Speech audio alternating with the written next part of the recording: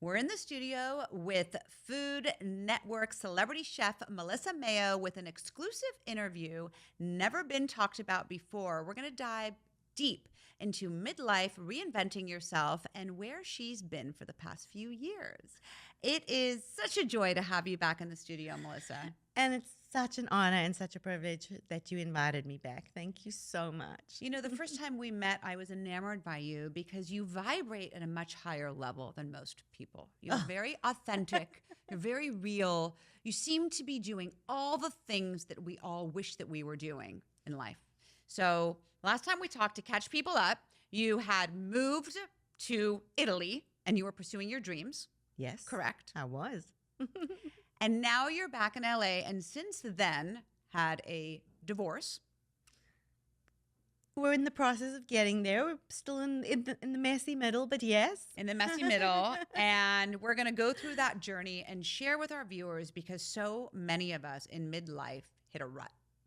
Either deliberately because we've had it and we're done, or something happens that drives us to that place. And you're at that place in your life right now. Yes, and I'm actually, thank God, a lot further along from where the real breaking, shattering really happened 3 years into it. So I can look back and just really reflect on the blessing of this brand new next chapter. I always like to say, I'm a warrior. I'm not a victim. And it's been a gift. It really has been a gift. But that's the way you look at life, Melissa. You always look at life I've as a always gift. said I'm not a glass is empty, but a cup overflowing kind of person. That's right. So, I mean, your husband cheats, steals, lies, let's say, maybe not yours, but in a situation, okay? And yet you turn around and you say, it's okay. Thank you, God, for my blessings, and you move forward. Well, because I also look at it as, what did I get out of it? I had, in my mind, a wonderful marriage. I got a beautiful daughter. I got to travel the world. I got to write books. I got to live out my dreams. I wouldn't do anything differently. And yes, I have learned, some things along the way, lessons that have shaped me. But if anything, not only have they made me stronger, but I am closer right now to the 5-year-old Melissa that used to pull out her crayons and color and dream. Because my life was kind of textbook, you imagine it playing out and you see it to the end and the way that it's going to be and what you're going to be doing and who you're going to be doing it with and what life looks like. And then, the rug's pulled out from underneath you. You have no solid feet. And you get to kind of say, well, what next? What if I could do anything again? And that, to me, is the same wonder that you see children play with. And, in my 50s, who doesn't want to feel 5 again? And if anything, it's like it's a new adventure. I can be anyone. I can go anywhere. I can do anything. And I'm my own boss. But this is because it's your perspective and the choices that you have. You've chosen to look at life in this way. But it was extremely painful for you the past 3 years for your husband, who you relied on, who you lived with, right, to all of a sudden be gone, and for your finances to be in the dark. That's putting it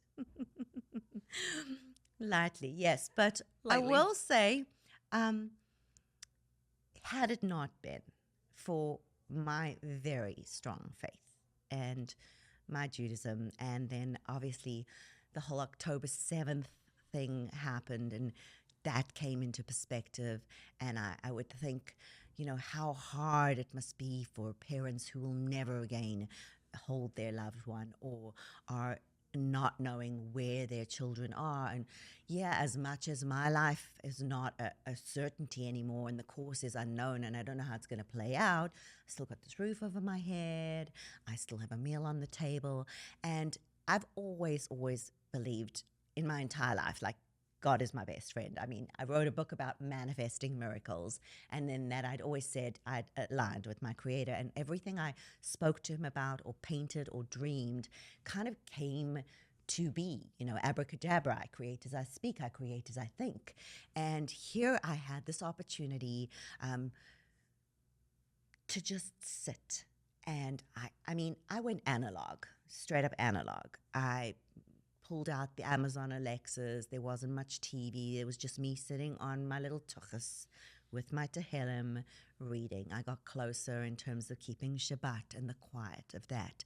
I started connecting to him more, and I felt more held and more supported than I ever had been. So I can honestly say, getting to the gym, those friends that pull you out of bed, like, why are you in your pajamas at 2:00 in the afternoon? Get up, we're going out. Or, I haven't seen you in a few days, we're checking on you. But really, it was just the ability to sit and go through it.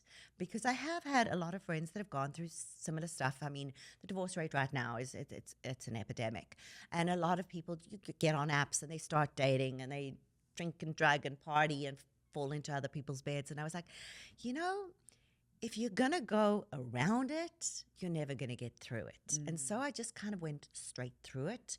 But I always felt like God was carrying me. On the days when I couldn't take one more step, I'd be like, just God, hold me right now. And he would. And it's kind of like there's a channel on the days where I would, feel fear. I would just say, you have this handled, don't you? And yes, so my faith has carried me. I'm very grateful for that. And also having an MBA, the 2 degrees that my parents forced me to get as a Jewish child. They were like, you can be a doctor, lawyer, an accountant. And I'm like, I do not want to be an accountant.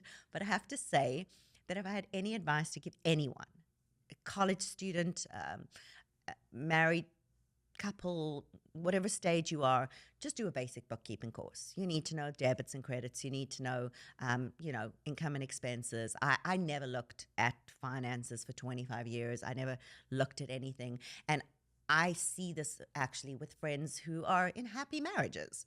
Happy marriages, they're affluent, and you would ask them like how things are paid or what they own or what their name's on, and they don't have a clue. And not necessarily just for divorce purposes, but someone could be injured or you could pass away and your children don't know. So I never ever imagined that I would sit here and say, as a creative who always wanted to cook and create and draw and paint and speak and photograph, that I still believe every single human being alive should have a basic understanding of accounting. And this is coming from a woman who has her MBA, yet was not in charge of any of your financials. So when your husband cheated and disappeared, you all of a sudden said, well, I've got to now look at the books, and you were lost. Oh, let's be honest, still many I can't get into. Which is what happens, I guess, with two-factor. But yes, in getting them now, I am able to follow it and track it. And I often think, oh, how wonderful that I never had a custody issue in this. My daughter was already out of college or in college. But what about the parents in the thick of it? They're changing custody, in the court system.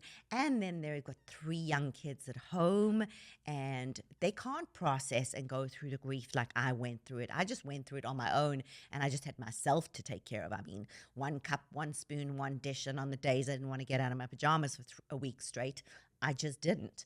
But I think to myself, how crazy for people like that who cannot then look at it and say, oh, I see what you did there. Oh, I see where you moved that. I can follow that there. That trail goes there. Yeah, I can kind of make sense of what's going on now. My heart breaks. And even though I'm a creative by nature, I always feel like you come into this world and you're like given lessons which bring you closer to what maybe God put you here for. I believe we come as vessels, and he breaks our vessels so we can be a bigger vessel to contain more light. But we were here to, do a mission or be of service. And despite the fact I love to get in the kitchen and cook and create kosher meals, and I cook for celebrities, and I love to, make Shabbat dinners and teach newlyweds how to cook and, saute and roast, there's a deeper calling to me that somehow says, I want to help people to never, ever, ever have to walk through what I had to walk through, if prevention is better than cure. I mean, because you're such a beautiful soul and you've done everything right. So it's not you. You obviously know that. What would be... I'm sure I had some, and I will say this, I'm sure I had some parts to play in my marriage falling apart. I'm sure I did. No one's perfect. But I've done a lot of housekeeping. I've found a new confidence. I've found the things I love. I've been kind to myself. I've become my own cheerleader, which has felt great and empowering. That was something I was very, very adamant about. I didn't want anyone to come save me. I wanted to save myself first. And if I could save myself first, then when I would let people into my life or make a choice, I would make it from a position of strength, not weakness. That's beautiful. Tell me, from that position of strength, what advice you would give to young women who are now getting married, who are starting their lives. I would give this advice to everyone because I know of widowers whose wives handled the finances, and when their wife passed, didn't know where anything is. I would always say, never, ever, ever turn your eyes away from the money. Just never do. Just always know, have a file, where the mortgage is, where the life policy is, what the bank account numbers are, how to log in, what policies you have, where your investments are. Never, ever turn. And I did it as a creative. I'm a creative. I like to create. Accounting is boring. Who wants to look at numbers all day? And so, oh God, who could be bothered to look at a bank statement or, tax returns and stuff like that? I could do it, but I chose not to. Right. So I would say, if kids are going to college, take a bookkeeping course. If you're in a situation that you know nothing about bookkeeping, sign up for an online bookkeeping course.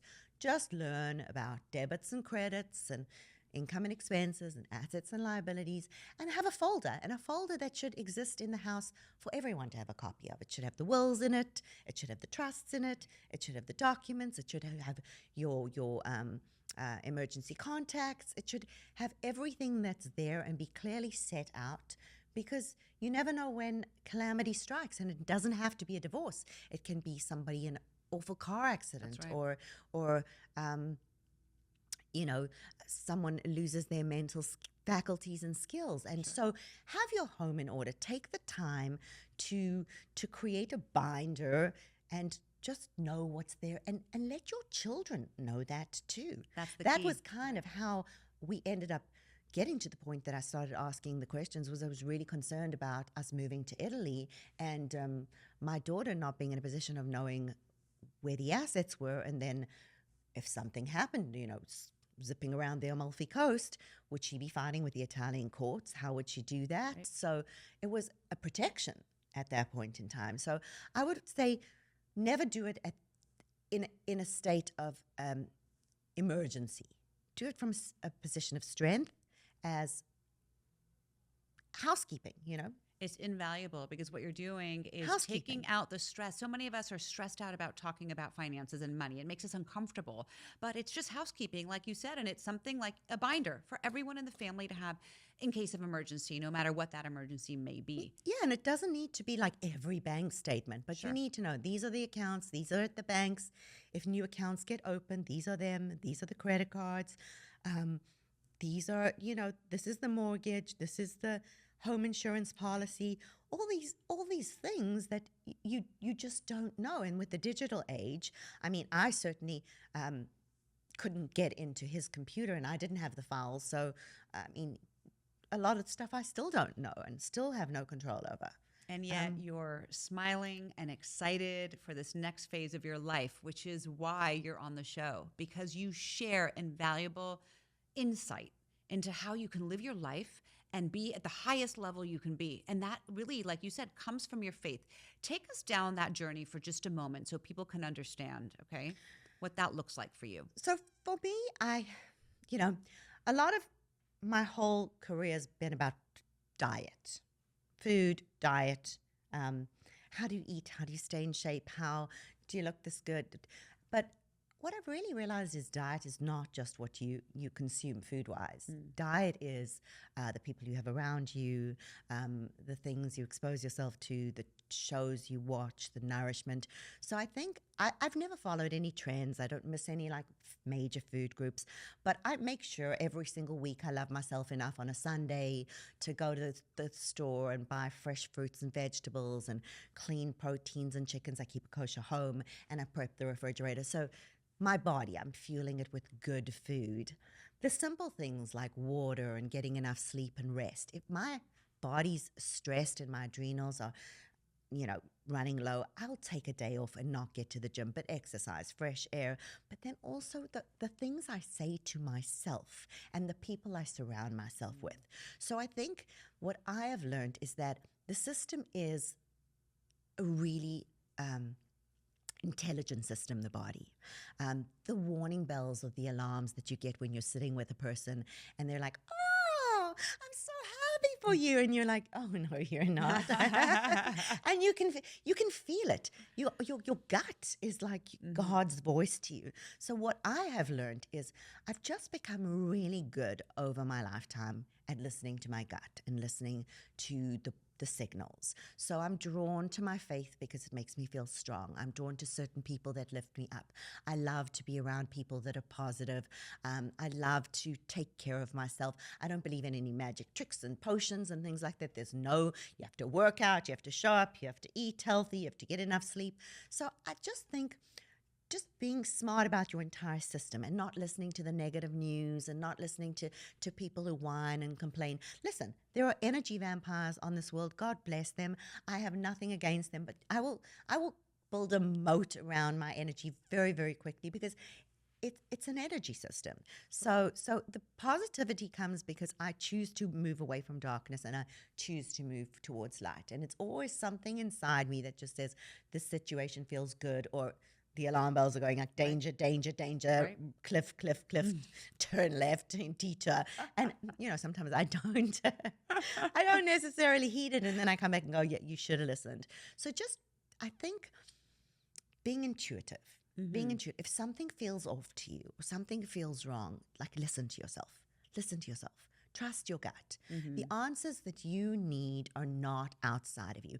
Yes, my lawyers are helping you. Yes, I have a team of friends helping me. Yes, my community and my synagogue helping me. But at the end of the day, like if I really, really need help, it's me and God in a conversation. I'm like, you know where I'm at right now.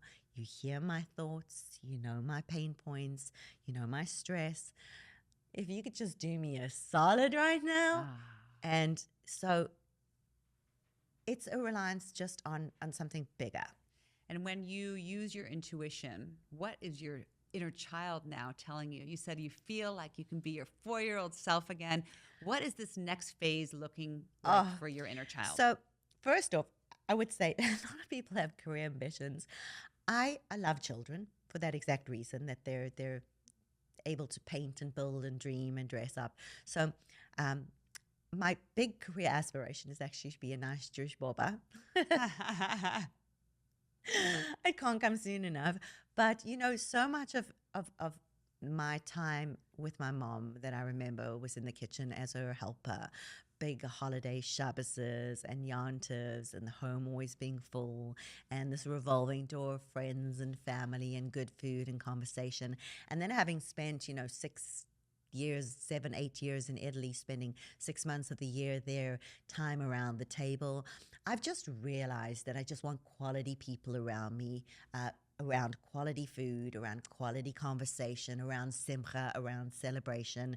So I'm drawn now into, just taking my passion and my love and showing it to people through my food, having a home full of just incredible people who come in and they think they're popping in for 5 minutes, and 8 hours later we're all sitting with our shoes off, curled around, like heaping bowls of like pasta or food. So just, I guess, my rabbi actually had very, very good advice for me. This was, and he's not a fighting man. I've never actually heard him ever say fighting words, but he said to me, Malka, I said, yes. He says, I know you're not a fighting person. You love peace. He said, but you have to fight. You have to get up and you have to fight. And I said, but Rabbi, I said, I'm tired. I don't want to fight. He said, you're not just fighting for you. You're fighting for your parents and your grandparents and your great, great, great, great grandparents before you. And you're fighting for your grandchild and your grandchildren and your great-great-grandchildren and your daughter. You're fighting for all the generations that came before you. And I started thinking, like, what did my mom really leave me with? What did my dad leave me with? He was a Kohen. I was under his talus, the sense of love of the synagogue. And my mom, like the gefilte fish and the herring and her flavors and her tastes of home. So I feel like this generation, they live on Uber Eats and DoorDash and stuff like that. So if I can just pay homage to some of, like they say, Yiddish is a dying language. Hardly anyone speaks it anymore. My dad was fluent in it. I understand it. But I feel like so many of our recipes too are being lost. So if I could be this little bobber that pays it forward to these newlyweds, that they know what it is to make a matzo ball chicken soup, or to make pierogan, or to do a brisket, or to have the holidays full. If I can be part in some small way of their simcha and their celebration, then I'm part of everyone's joy. Oh, Melissa, And that is so beautiful. So that's how I would like to honor our ancestors, and especially now, we have to be so proud about where we've come from. And I know there are recipes that came with my grandparents, World War I. They grew up in the orphanage.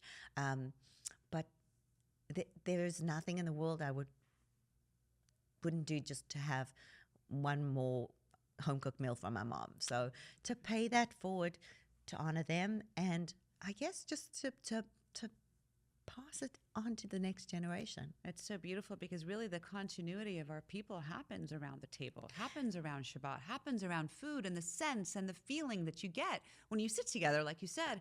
And that's what you're doing. That's what your legacy is. It is going to be passing that forward for the next generation. And I've seen that between the Italians, and I've seen that between the Jews. I've seen it as a community. It's the time around the table. In Italian, it's il tavolo non si invecchio. At the table, one does not age. And it is. I feel like time pauses. Everyone's equal. It's a place for sharing and collaborating and dreaming. And so, I had 3 years where I basically didn't let anyone into my life. I was just closed doors. No one came into my home. I was very private. I wanted to do all the healing on my own. I didn't want to be the person who went out bitter or spoke badly. I wanted to do all the healing on my own. So by the time I was ready for this next chapter, I was a completely healed person. But now to have my home bustling and the tumult and the joy and the plates clanking and the smells, and so just finding this joy. And it takes me back to being the little 3-year-old sous chef who my mom would be like, doesn't need more vinegar, doesn't need more salt. And being like I say, being intuitive about your body and trusting your intuition is always how I've cooked too. I've never really followed recipes. A little bit of this, a little bit of that, a dash of this, a pinch of that, a smidgen, and it's like a dance, and my brain shuts off. And so just bringing people together in whatever format it is to just celebrate. Melissa, how do people get your joy? How can people reach out to you to bring you, your scent, your food, your teachings into their home, into their children's homes? How does that work? Well, I have Instagram, the Melissa Mayo, and my website, and they could send me an email. I mean, I have done, that has given me, I never knew it would give me so much joy when a friend called me and she's like, my daughter needs to learn to cook and I don't know how to cook, and this is my wedding gift to her. And like, her daughter called me and she's like, I made my first brisket. And I was just like, ah. So one-on-one like that. I also have cooked for a lot of industry and celebrity people who want meal prep, so they'd reach out to me with their meal requests. Or a lot of people actually like to entertain, and they like it to be in their dishes and their kitchen, so that I leave and it just looks like they're the star chef. So I work one-on-one. It's each client's different, each menu's different, each request is different, but yeah, I whether I'm leaving it and you're showing up as the star chef, or I'm actually just teaching you how to make 10 recipes so that you can rock out Shabbos for the rest of time. A lot of people have been doing it like as wedding gifts to their children. I They're mean, like, it's such a beautiful. this is like a wedding gift. Like, I can't teach her to cook, so could you just come and teach her? And a lot of it, some of it's Jewish cooking, but I mean, I'm teaching to roast vegetables and make salad dressings and how to shop and how to go around the market and how to set yourself up for success. I mean, right now you see a lot of food prep people on Instagram, but food prep has been something I've been doing my entire life. It's like I go to the store, I do one shop, I come home, and my fridge is like set. Because Melissa, South African dinner time was always 6 p.m. and we always had dinner time as a family every night growing up. And it was one of the things I actually remember in our family home in LA.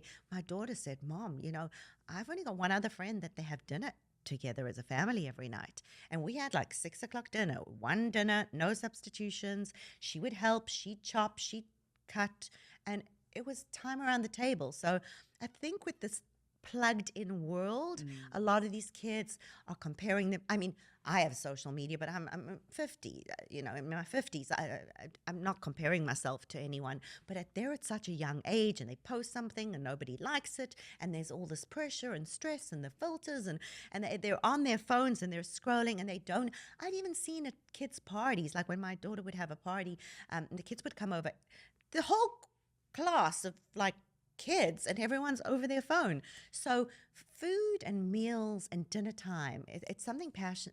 It's a passion to me and a calling to me, because it makes you unplug and move away from the phone and catch up on the day, and not just the good in the day. Like, what sucked today? Oh, I'm sorry that you had that day. I hear it. That is there anything I can do to make you feel better? That was crappy. Yeah. I want to give you a hug. And do you need any more support? Not just the good, but absolutely.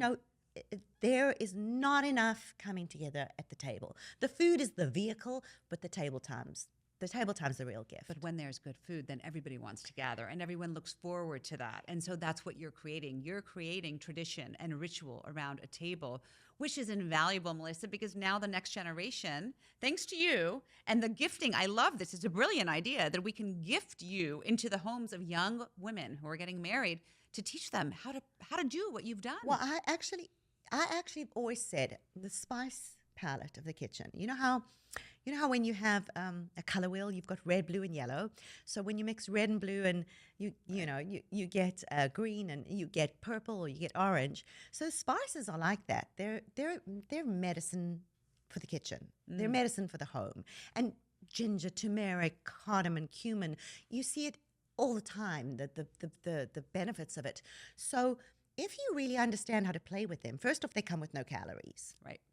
Secondly, if you know how to play with them, you can take this piece of chicken to China, and tomorrow night you can have like a curry, and the next night you can be in Greece. So what I really try to teach people to do is how to be a chef, not how to follow a recipe. If you work with me and you need a recipe book, I haven't done my job. I'm there to teach basics. Yes. This is how you roast. This is how you saute. This is how you steam. And if you can walk away saying, I'm a chef. I can actually cook. Right. And then you can get creative and make it your own. And then it becomes, when you come home from work, it's an unwinding for you. Yes. You're not opening a cookbook and following somebody else's things. You're a dash of this, a pinch of that. And that really is, food is thy medicine. It really is. I can honestly say, I look at my friends and they're late 90s, early hundreds, centennials. I eat bread, I eat cheese, I eat carbs, I eat dessert, I eat ice cream, and I feel like we have to be giving this to our youth too, because they cannot remain healthy on what they're being fed. So I grew up on home cooked food, so it's like a gift to the next generation, just to save them health-wise. And who doesn't want to gather around the table? So yeah, it makes me happy, and I find when you're doing something that you love, you walk away as if that was the payment. Thank you, Melissa, for being so vulnerable and sharing your story, and for being so intentional, and for paying it forward.